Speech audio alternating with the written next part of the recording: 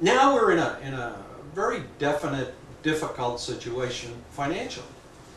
The casino proposal would have got us about, well, several $100 million almost immediately within the next fiscal year, by the end of the next fiscal year, because of the licensing process and the application process. The application process was front-loaded. If you wanted to apply for a license, you had to bring up $250,000. They expected 10 to 12 that would bring that up.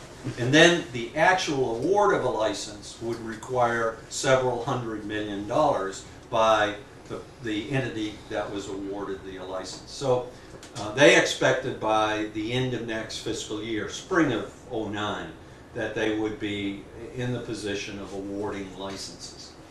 And then over time, the expectation was that once casinos were up and running, you would be able to achieve to the Commonwealth a revenue stream of between $400 and $500 million. Now, some people were skeptical of that, but if it was $200 million, doesn't that as well have some sense as you consider whether or not it's worthwhile?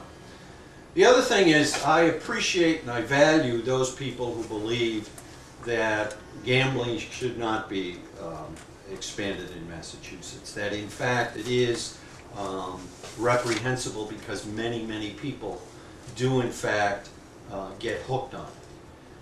But I think we've made some judgments in this country about those kinds of activities. And what kept coming back to me was the judgment that people made in the era of Prohibition.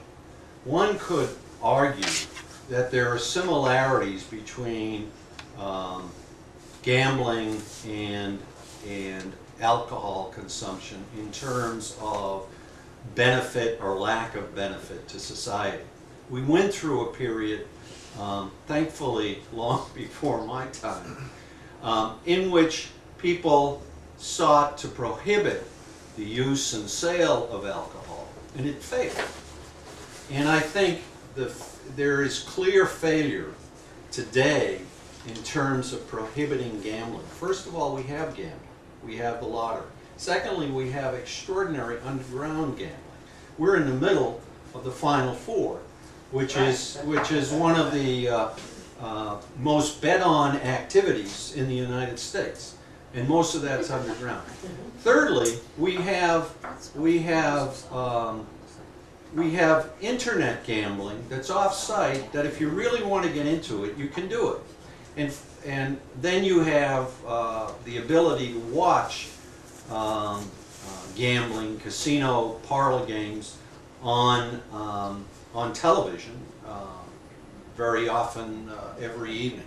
So it's within our society, and I thought the governor's proposal in setting aside monies to try and deal with those people who would be addicted was in fact the meritorious way to approach that. So for all of those reasons, I supported the governor. But I think what really concerned me was we had a Democratic House for the first time in many, many years, 16 or more, with a Democratic governor who basically cut the legs from under him. And that's not something we ought to be proud about as Democrats, because this, now, you know, you read the papers and you make your own judgments about the governor, and he has made some glaring mistakes.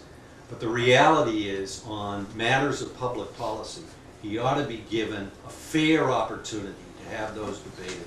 And in this case, that fair opportunity was not provided.